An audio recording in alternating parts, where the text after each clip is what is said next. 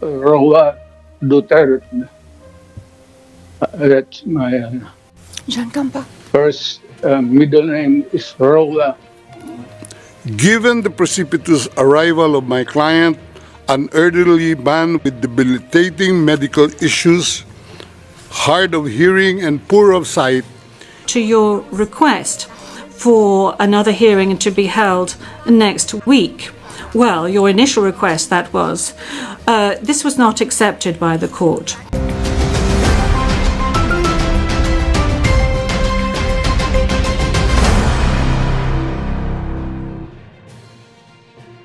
Before we start with today's initial appearance, I would like to remind you that the Chamber has authorized video recordings and the taking of photographs. Please go ahead.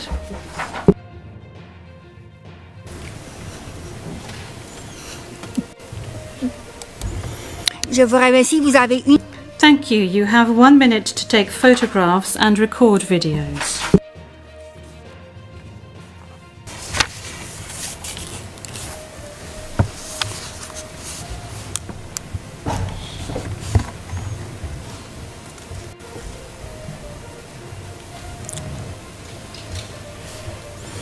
Merci beaucoup.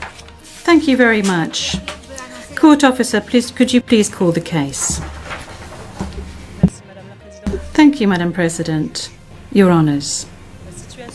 The situation in the Republic of the Philippines case, the prosecutor versus Mr. Rodrigo Duterte.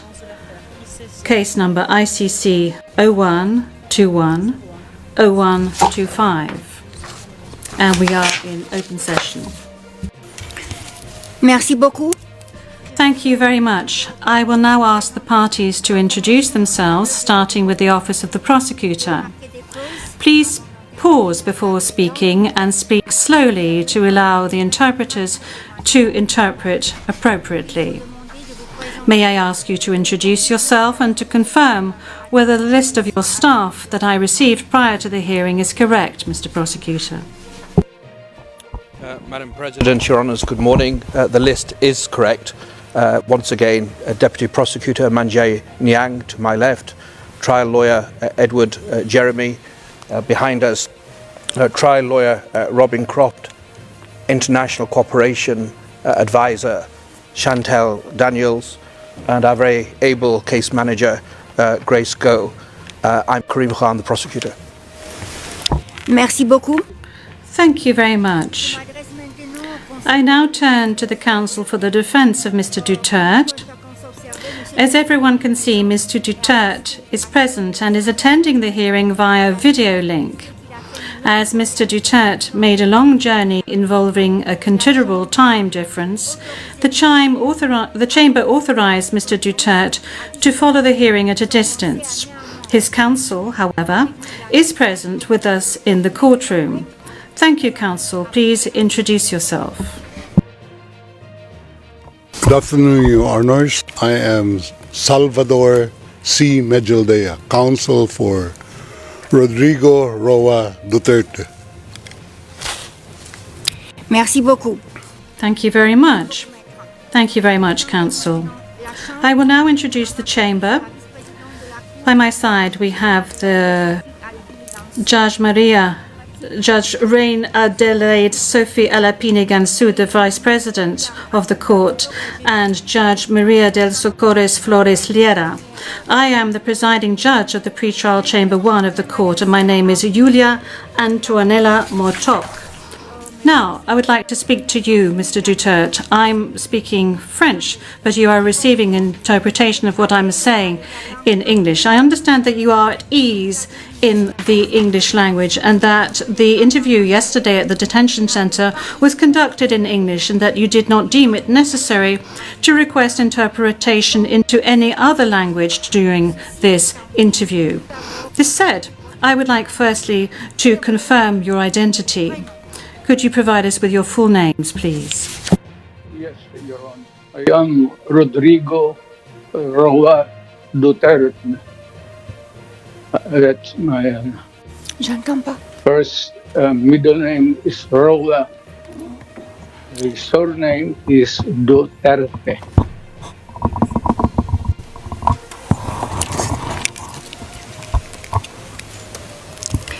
Merci beaucoup.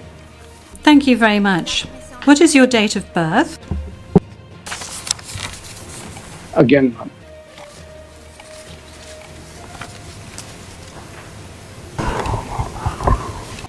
Can we request that the question be repeated? I don't think he heard it. Thank you. Repetition from the English booth. What is your date of birth? Yes, thank you very much, Counsel. I was asking quite simply of Mr. Duterte what his full names were, and then I subsequently asked him what his date of birth was and what his place of birth is. Is that all right, Counsel? Yes, ma'am. Yes, ma'am. Yep. Of course, I do. My birth month day is March 28, 1945. I was born in the province of Leyte in the Philippines.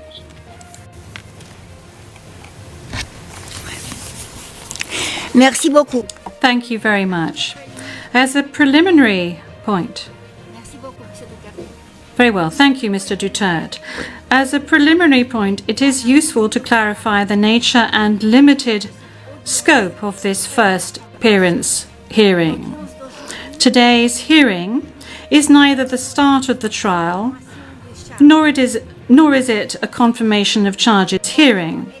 During today's hearing, no evidence will be collected or presented, and the issues of Mr. Duterte's guilt or innocence will therefore not be addressed. In accordance with Article 61 of the Rome Statute, the Court's founding treaty, and Rule 1211 of the Rules of Procedure and Evidence, the main purpose of this initial appearance is to answer three questions. Firstly, the Chamber must ensure that the person who was the subject of the arrest warrant has been informed of the crimes of which he is accused. Second, the Chamber must ensure that this person has been informed of his rights as recognized by the Rome Statute. Third, the Chamber must set a date on which it intends to hold a confirmation of charges hearing. The Chamber notes that your counsel, Mr. Duterte, filed two motions, one in relation with today's hearing, and you may be aware that these two motions have not been accepted by the Chamber because of the nature of today's hearing. No further discussion on the matter is necessary during this hearing because, as I said at an earlier stage, the aim of this hearing today is to introduce the parties and to ascertain the charges and to set a date for the confirmation of charges hearing at a later stage. With regard to the first point, I recall that Mr. Duterte has received a copy of the warrant for his arrest and that a redacted version of the prosecutor's application for the issuance of the warrant of arrest is public. I will now ask the court officer to read the charges against him. The charges will be read in English. Please, over to you, Madam Courtroom Officer. Thank you, Madam President. Your honours. On 7 March 2025, Pre-Trial Chamber 1 concluded that there were reasonable grounds to believe that Mr. Duterte is criminally responsible pursuant to Article 25(3)(a) of the Rome Statute as an alleged indirect co-perpetrator for the crime against humanity of murder pursuant to Article 7(1)(a) of the statute as follows. A. murder of at least 19 persons, allegedly drug pushers or thieves, killed by members of the Davao Death Squad in various locations in or around Davao City, Philippines between 2011 and 2016. B. Murder of at least 24 persons, allegedly criminals, such as drug pushers or thieves or drug users, killed by or under the supervision of members of the Philippines law enforcement, sometimes with the assistance of persons who were not part of the police, at various locations in the Philippines between 2016 and 2019. Merci beaucoup, Madame la... Thank you, Madam Courtroom Officer. Mr. Duterte, I'm not going to ask you to stand up because I know your condition, so I'm going to allow you to remain seated. You have just heard the reading of the charges, which are in accordance with the content of the arrest warrant you received. This means that you have been informed of the crimes of which you are accused. And this concludes the examination of the first point mentioned above. I will now turn to the second point, which concerns your rights as a suspect before this court. I will summarize some of these rights, which are of particular importance at this stage of the proceedings. Those rights are as follows.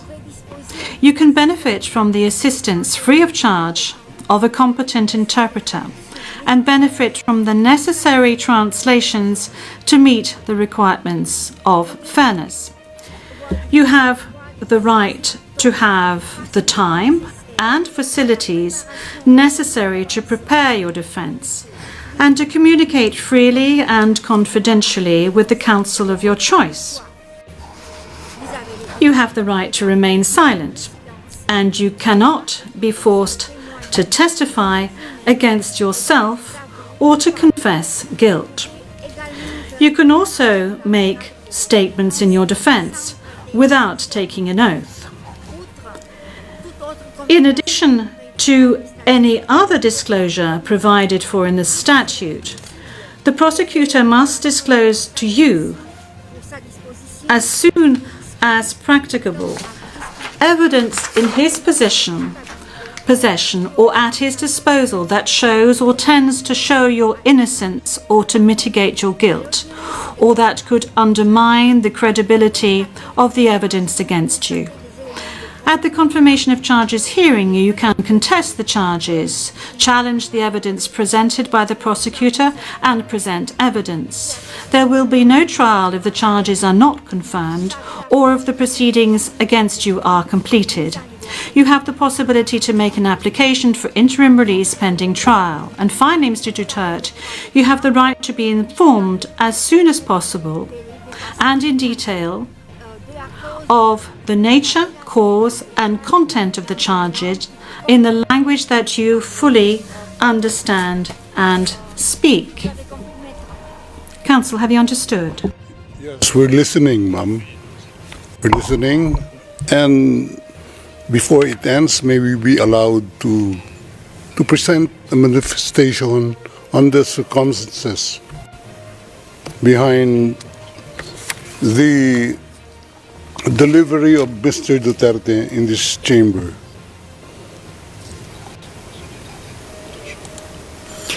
Oui, maître, je dois d'abord demander... Yes, counsel. This is as part of the procedure, and as we've said since the very outset, I need to ask Mr. Duterte himself to make observations as to the condition of his surrender to the court and the conditions of his detention at the detention facility of the court since his arrival. If he can please tell us these details. Can I do it for my client, madam? Thank you. Can I... Oui, maître. Oui. The presiding judge. Yes, counsel. Yes, Your Honors, please. 2 days ago, the whole world has witnessed the degrading fashion in which a former president of a sovereign country was bundled into a private aircraft and summarily transported to The Hague. To us lawyers, this would be called an extrajudicial rendition. To the less legally inclined, it was a pure and simple kidnapping. My client was denied all access to the legal recourse in the country of his citizenship, and this all in the nature of political score settling. Two troubled entities struck an unlikely alliance, an incumbent president who wished to neutralize and choke the legacy of my client and his daughter on the other hand, and a troubled legal institution subject to delegitimization and desperate for a price cuts and a legal show today on the other hand. With this in mind, it is not surprising that my client was abducted from his country. ICC private jets do not drop out of the thin air. That jet which received my client was coordinated in advance. The UAE is not a state party to the ICC and has no obligation to cooperate with the court. Yet my client sat in transit in that country for more than 5 hours. I invite the registry's representative to present today in court to explain to the judges exactly how they believe this transfer was anything other than a gross abuse of process. Given the precipitous arrival of my client, an elderly man with debilitating medical issues, hard of hearing and poor of sight, he was taken to a hospital for observation.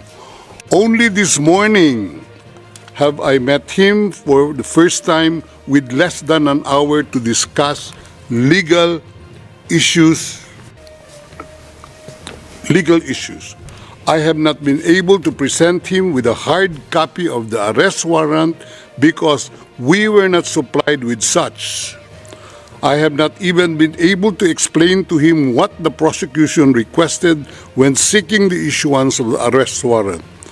This is because the chamber only established a redacted version of the prosecution request last night. Other than to identify himself, my client is not able to contribute anything to this hearing. Most importantly, he is not able even to tell you that he has been informed of the charges as contained in the arrest warrant for a reason more pertinent to which I alluded in my written request to this honorable pretrial chamber this morning, and which is confidential in nature. Accordingly, I repeat my respectful request, which was rejected this morning, to postpone the substantive aspect of this hearing to the next week, when I will have the opportunity to sit with my client and to explain to him what a confirmation hearing is and what the disclosure is, and how the prosecution alleges that he committed crimes. I thank the court for its attention and regret to say that I do not have instructions to continue my submission any further today. Thank you.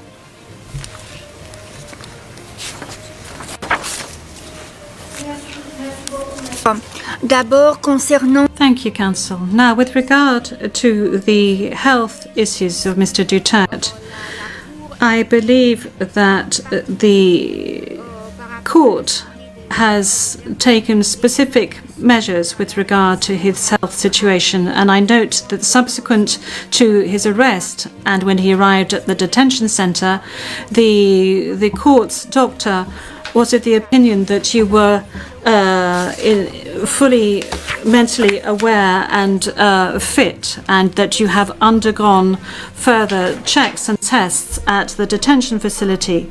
And when you broached health matters, that's saying that you were not able to come to the hearing, the doctors who consulted with you were of the opinion that Mr. Duterte was not in a position to come to the hearing physically, but that if he gave a written permission, he would be able to take part via video link. Now, that is with regard to the health matters that you just mentioned. They are very important, especially concerning the matter of age. Now, with regard to the rights of Mr. Duterte, we have before us the registrar's or the registry's report that says that Mr. Duterte has been informed of his rights, including Articles 66 and 67 of the Rome Statute, and that that he is aware of his rights and that he is also aware of the charges against him. We have before us the report of the registry saying that he was also aware of the warrant of arrest in the English language and that he is very well versed in the English language. Once again, you have the possibility of these charges being read in English, which was the case today. I have read to you in the French language the rights that he has, Mr. Duterte, before this court, and I'd like to specify once again that this is an initial hearing in order for Mr. Duterte to be aware of his rights and the charges against him. And then there will be a full procedure that will unfurl leading up to the confirmation of charges that will enable Mr. Duterte to raise all the matters that you have just raised with regard to the warrant of arrest, with regard to the crimes committed, with regards to the charges, and any other matters associated with his arrest, and the matters of jurisdiction of the court. You have the opportunity to do this throughout these proceedings leading up to the actual confirmation of charges hearing. Now, counsel, with regard to your request for another hearing to be held next week, well, your initial request, that was, this was not accepted by the court. Now, you have seen the two decisions of the court that have been disclosed to you, and you are aware of the fact that these two decisions were refused. And this is by dint of the fact that this first initial appearance hearing does not need much preparation, as I have said to you on a number of occasions. I am now going to move on to the third stage, which is to set the date for the confirmation of charges hearing. After assessing all factors, including the need for the parties and participants to adequately prepare, as well as Mr. Duterte's rights, including his right to be tried within a reasonable time, the date for the commencement of the confirmation of charges hearing is September the 23rd, 2025. I would add that in accordance with Rule 1217 of the Rules of Procedure and Evidence, this date may be postponed by the Chamber depending on the progress of the proceedings, either on its own motion or at the request of the prosecutor or the defence. Before concluding this hearing, I would like to inform the parties of the next procedural steps. First, I would like to recall that in accordance with Rule 1212B of the Rules of Procedure and Evidence, the Chamber holds status conferences to ensure a small exchange of information under satisfactory conditions. These conferences are organised either ex officio or at the request of the prosecutor or the defence. Secondly, a set of decisions will be taken in a timely manner to ensure that the proceedings progress smoothly and expeditiously. More specifically, I am referring in particular to a decision on the arrangements and procedure for the disclosure of evidence, and a decision setting a timetable for the disclosure of evidence in such a way as to ensure orderly and efficient disclosure between the parties. In this regard, the Chamber orders the prosecutor to begin disclosing today the information on the basis of which the warrant of arrest was issued, and to complete this disclosure no later than within the next 7 days.